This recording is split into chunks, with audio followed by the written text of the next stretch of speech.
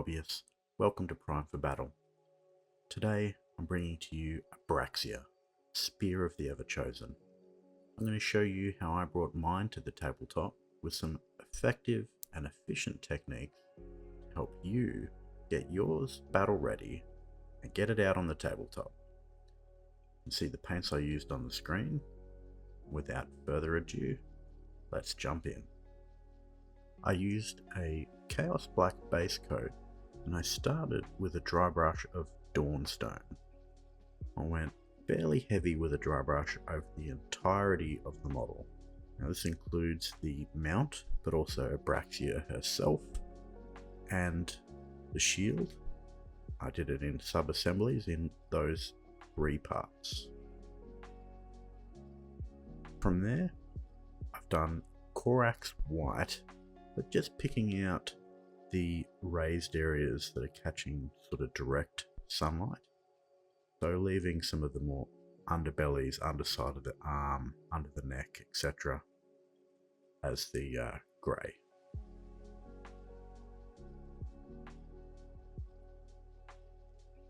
Then I've taken an 80-20 mix of contrast medium and Pterodon turquoise, and I've applied this to the top 3/4 or half or so of the body of the mount.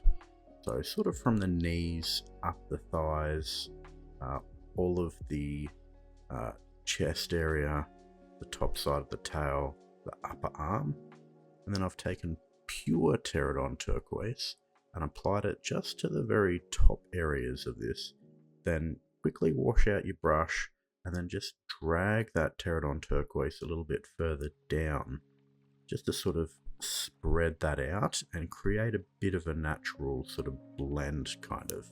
As you can see, it kind of creates this gradient from the top down.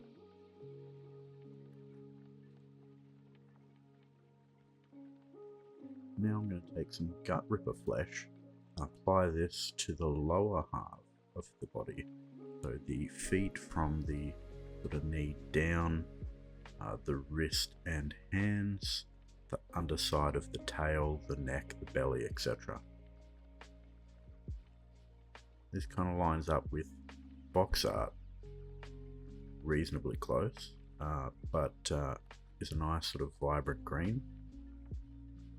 Then I apply some Beeltan green over the entirety of the flesh, so the Pterodon turquoise and the Gut Ripper flesh, and this will help tie those 2 colours together and make it look a little bit more natural.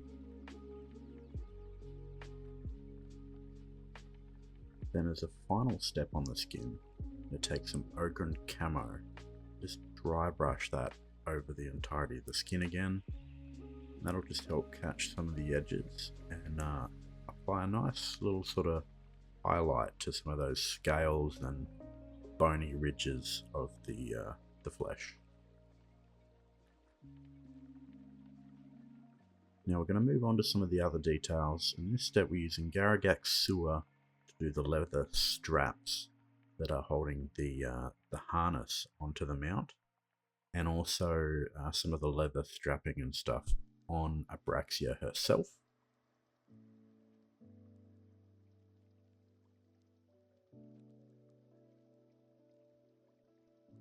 Then I'm using some Shyish Purple to do the inside of the mouth, not the tongue, specifically I guess the inside of the jaw and the upper mouth ridge.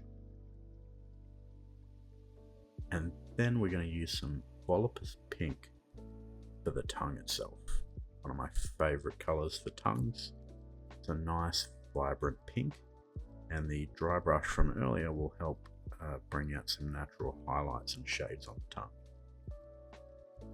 And from there I'm using some Snakebite leather, specifically for the handle straps on the sword that is in the scabbard, and then also the spear that Abraxia is holding. And we're going to move to the branding on the thigh. If you need to touch it up a little bit with some white, do so, and then move on to Flesh Tearers Red over the entirety of that brand, being careful not to get too much on the green skin that you've already done.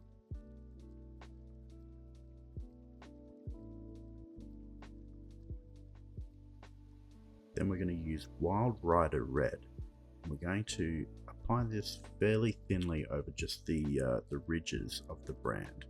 You need to, I'd suggest holding your brush sort of on a sidewards angle, which will allow you to sort of drag the side of the brush over the ridges and not paint downwards too much onto the sides of where the brand sort of raises up. Then we're going to use the same sort of approach with Lugganath Orange. I'm just going to very carefully with a fine brush apply that over just the highest points of the brand and work our way slowly around. Just take your time, slowly pick out just the peaks of that brand all the way around. Then to finish it off, we're going to use some Dawn Yellow, and we're just going to use this just on the corners, just where the one line sort of meets another, or part of the point, really picking out a few key areas of where maybe the brand is brightest. And I've used some Drucci Violet. I've applied this to the sort of bags around the eyes and also the inner area of the corner of the mouth. There's some flesh there, just to give it a nice sort of purpley tone to contrast a bit against the green. Now we're going to do the bone and the teeth and stuff, so just touch up any areas that you need to with Wraithbone, and then apply some Skeleton Horde over all of the teeth and the fingernails and the nails on the feet. And just go through also any bone that might be on Abraxia herself, as well as the tusks. And then I'm going to go through all of the trim across the mount and Abraxia using Balthazar Gold. Just carefully applying that over all of the trim. A lot of trim. Too much trim. Now I'm just going back through all of the armor panels on both Abraxia and the mount, and using some Black Templar just to bring the black armor itself into a deeper black. Some of the dry brushing and shading that we used previously will show through a little bit. We'll pick that out a bit further in a later step. And then I'm using some Thunderhawk Blue. I'm just very carefully tracing around the inside of all of the panels, just slightly off the gold trim. Just working my way through the armor panels on the mount and also some of the armor on Abraxia. Next step, I've just gone in, there's some sort of branding or carvings of runes in the armor. I've just filled those in with some thinned down Corax White. Thinning it down will help it sort of fill those runes that are carved into the armor a bit easier. There's a few on the armor and each side, and also the horns. Then I'm going to fill in those runes with Magmadroth Flame. Also use this color for the eyes to bring a nice fiery orangey color for the eyes.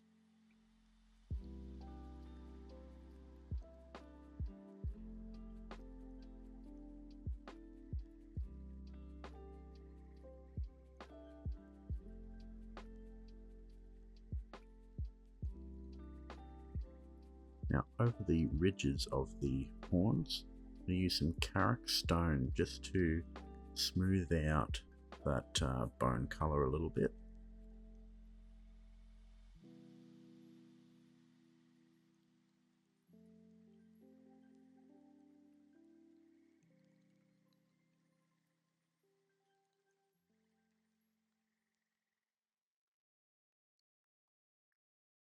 Then I'm going to use some Agrax Earthshade over all of the Balthazar Gold, also the bone, so the horns, the nails, the teeth, the claws, any bone on Abraxia.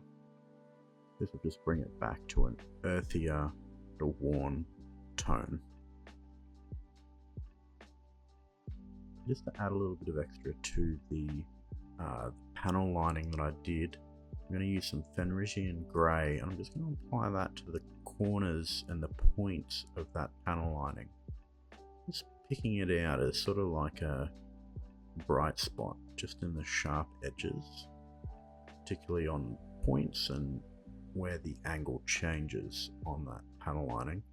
That's done on the mount and also Abraxia herself again.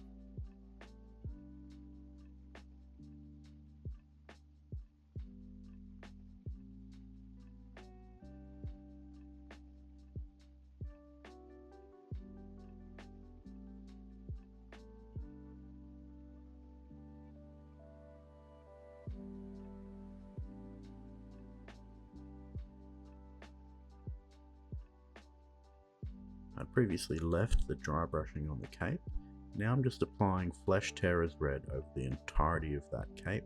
Just be mindful of your fingers and where you're holding the model so that you don't get any smudges or pick up any of that paint and apply it to elsewhere on the model. It may help to break it up into maybe the back and then do the front. Then I'm using some Corax White, and the spear tip I'm going over with the white entirety to get it ready for the next step of contrast. Then for the skin, I tried a few different things for the face. It didn't work. What I ended up with was Flayed One Flesh over the entirety of the face to start with. Just nice thin coats. You don't want to go too thick, you'll lose some of the details in the face. So I've just used a fine brush and a thin coat of Flayed One Flesh.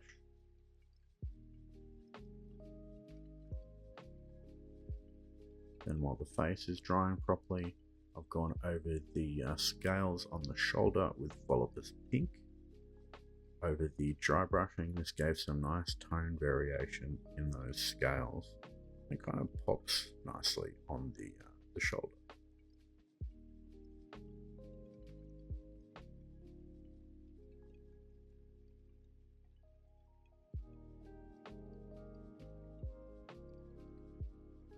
Back to the face, applying some Reikland Flesh Shade over the entirety. It's nice for skin tones and it's not as strong or overpowering as a contrast flesh tone. It'll allow me a little bit easier to do some of the next shading on the face.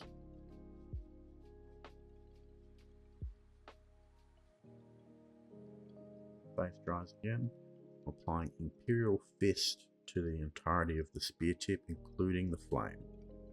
This is a nice single pigment yellow that will give you a very strong yellow color over that white base coat.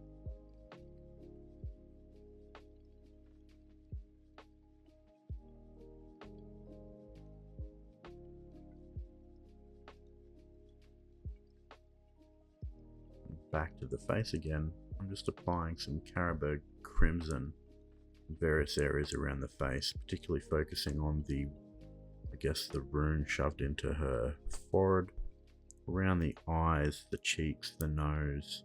That pink will sort of give it a bit of a gaunt, sort of blood under the flesh kind of pinky tone. With the spear tip now, I'm going to dry brush some Wild Rider Red over the tip itself and also the flames, trying not to go too heavy with the dry brush. Wipe off as much of that paint as possible. Less is more in this instance, and you can build it up over time. I have gone a little bit heavier at first on this, but it turned out alright.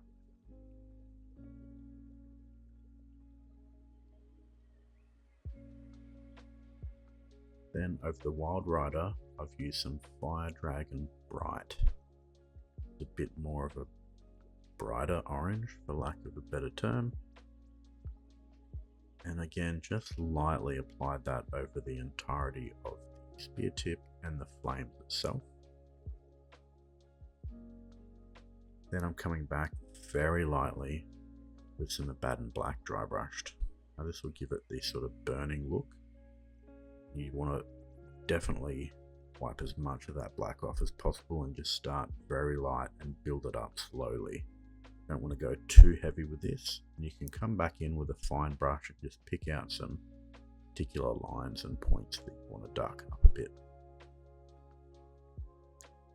Now, just to help with that contrast between dark and light, we're going to use some Dawn Yellow again on the runes on the spear tip and just around some of the recesses of the flame, particularly around the hilt where the flame is sort of bursting out.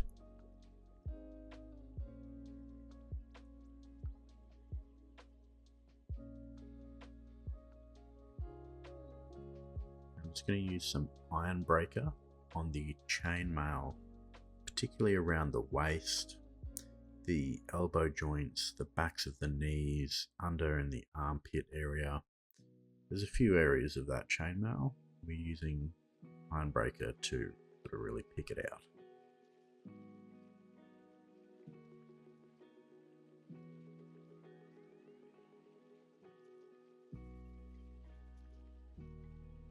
The horns on the helmet, I've done something a little different. I've gone with Karak Stone first, and then from there I've done Wraithbone from the top down about 3/4, and then from the bottom up I've done some Agrax Earthshade, just applying it to the bottom and sort of with a clean brush just dragging it up the top so that you get a darker colour at the bottom and a lighter colour at the top of the horns.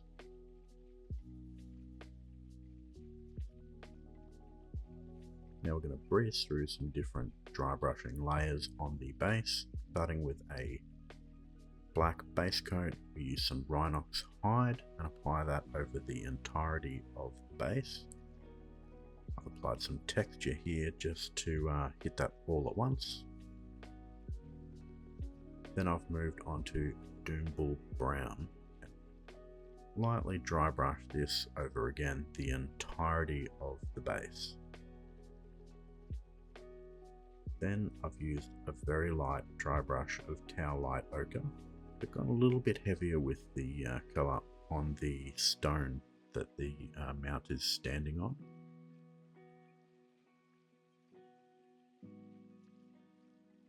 Then I've gone over with a light dry brushing of Wraithbone over the entirety of the base again. Then just from my palette, a little bit of Thunderhawk Blue just on the underside of the stone, just to sort of add a bit of a cool, shadowy tone. Then I'm just going to apply a light amount of Dawnstone just to bring it back to a grey sort of tone instead of a brown. Then just highlighting it a bit with some Corax White dry brushed over, just to really sort of pick out some of the edges and help pop out a little bit. There's a little bit of a tree or a vine sort of growing up the sides of the stone, so I've put that out with some wild wood. Just carefully trace that around, being careful not to get too much on the stone that we've already painted.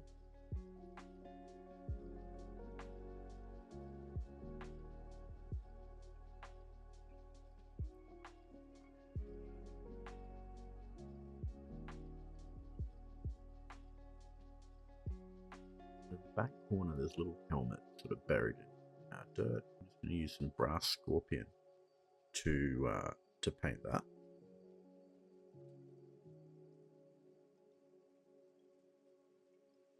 Then we're going to weather it a little bit with some Agrax Earthshade.